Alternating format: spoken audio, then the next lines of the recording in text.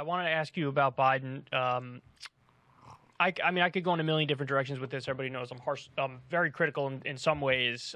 But looking at some of the more positive things he did, and you covered some of them on More Perfect Union. So right to repair, something that he did, signed an executive order on that. Yeah. He signed an executive order on $15 minimum wage for about 400,000 federal workers, both federal contractors and federal employees. Ended the war in Afghanistan, did the stimulus checks with his first bill. How receptive has he been to left pressure, in your opinion? Knowing some people, you mentioned Klain earlier before, like knowing some of the people in that world, is he genuinely receptive to being pushed left? And if he is, do you attribute that to his friendship with Bernie? What do you think of all that? Yeah, genuinely the answer is yes. Yeah, even as a person himself, he's an old school politician. I mean, we're kind of losing a generation of people like this. And, I work for Harry Reid and others. They always understood that, hey, we got difficult, hard jobs. You got to represent a lot of people. I need some push. I need some pressure. If you want to tell me, you want to make an argument for a good policy, don't just tell me, to do it. Go and help push me in that direction to do it. So from the jump and all the way through the campaign, they've always appreciated challenges to move them, as long as it didn't become personally derogatory. That's their line. And I understand too. It's the same way with Bernie. I got my back up against anybody who wanted to say, well, Bernie's a phony and a fake. I'm like, right, yeah. You're kind of dead to me. That's BS. So if you start going there with Biden, they get upset about it. But if you tell them, hey, I want to make the case for, canceling all student debt, they don't give you the stiff arm. There were other Democrats, and obviously there was a prior administration, who would always get angry. Why are you pushing us on Afghanistan? We're so progressive. You shouldn't tell us that our ramp up of troops in Afghanistan is not progressive. And they would get angry about it. This is not an administration that gets angry about it. I think generally has been well intentioned about moving towards benefits for working people in this country. They got a hard job to do, and I appreciate it. But I am one that feels positive. You can sense it in me and my conversations with them all the way through, from the end of the Bernie campaign all the way through now, kind of honest, sincere in the way they do business. They say they're going to do something, they're going to do it. So the counter argument is that they've basically placated the left with pats on the head, Ron Klain retweets and things of that nature. Meanwhile, it looks very much in doubt where the reconciliation package is ultimately going to end up. Yeah. They gave up on the $15 minimum wage. Yep. They're letting the Senate parliamentarian effectively hold the future of the planet hostage for no good reason. So, they may be a little more outwardly friendly towards the left and less combative than the Obama administration has. But in the end, where has that ultimately gotten them? Other than, even when they do things that are directly, dropping any sort of criminal justice reform, for example, or police accountability, you didn't hear anything from civil rights organizations that said this was a priority. $15 minimum wage gets dropped. You don't hear anything from progressive organizations where this was, a key priority for them.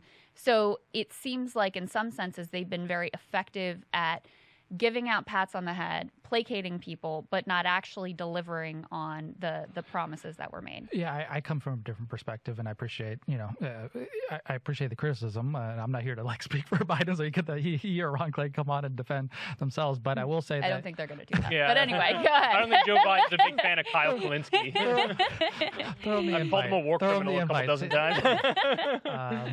Again, I'm not paid to speak for them, but I will just say, I want to hear your perspective. Yeah, my perspective is that it is a very hard job to be president when you don't have the magical powers of just kind of ordering an agenda to be passed. It is not a parliamentary system where people just line up, and certainly they have the difficulties of how do you coax Joe Manchin to be the 50th vote for our passage. I know, but go on. I want to interject. Well, we should get there, because obviously let's throw it all on the table and figure out how to do it. But in a $15 minimum wage, the biggest problems are these 8 Senate Democrats who, don't believe in it. They just don't believe in it. So then what are you going to do? Could Biden do something? Well, as Kyle mentioned, he did an executive order.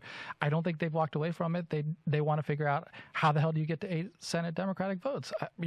On the reconciliation path, they're not walking away from it. They're trying to get the 2 additional Senate votes on Afghanistan. It is very hard to freaking leave a war. I mean, we've been a lot of we give credit. full credit on Afghanistan. But even like taking on large corporations in America. I mean, putting Lena Khan in charge of the FTC. It's a chairperson, not just like on the FTC. Put him in charge. Here's a chairperson. It's unbelievable. Like the NLRB has been restacked. You look at across the board, this administration is taking on some tougher battles, and it's not going to be perfect for everybody.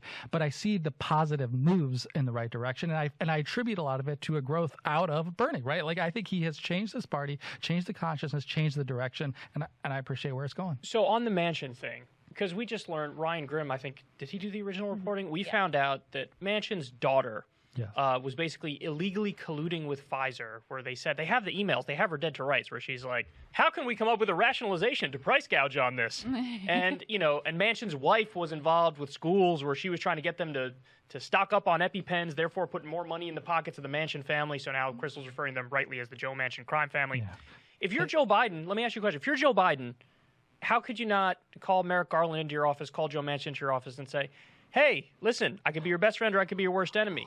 Old Merrick here might take a look at your daughter. Maybe she'll go to prison if you don't reconsider that $3.5 trillion bill. Yeah, first of all, a couple of thoughts on that. One is, and I always felt this way in the campaign, don't ever assume you know private conversations. I'm not sure that the way you phrased it, I don't think ever would sound like Joe Biden, and I think you know that too. But do we believe that he's in a conversation with them about, hey, there's a carrots and sticks here? Right, yeah, LBJ approach, FDR approach. It's been mostly carrots, to be honest. Like the way in which he has coaxed Manchin to the right way has been, like, I will point your wife to a commission. He's the head of the Appalachian Commission. Exactly. He's gone. He's like offering, hey, I'll get on the phone with you anytime you want. I want to work with you. It's a lot of positivity, and I understand why it is, because they've had some successes. They passed an American Rescue Plan. They're on a path where he voted the right way on 3.5 budget resolution. Whether he votes the right way on the reconciliation, we'll see. So they're kind of in the mode of get to yes. Once you go to negative, once you do the sticks, you don't really go back. So you only use that when you are ready to throw down with somebody. But here's the thing. But there's 2 sides to that equation. So I agree with the carrot and stick approach. What you say is that, and then the other part of the conversation is, and by the way, if you do the right thing, you want another military base in West Virginia? You want me to double the amount of infrastructure money going to West Virginia? I'll do that right this second. You have my word. So I'll be your best friend or your worst enemy. It's your choice. And again, Kyle, I would, I appreciate these are very, they're intelligent people in the White House. My own estimation of what I know about what is going on is that it's very much the way they think. The other thing like that. I hope that's real. The other thing that's been dissonant for me, though,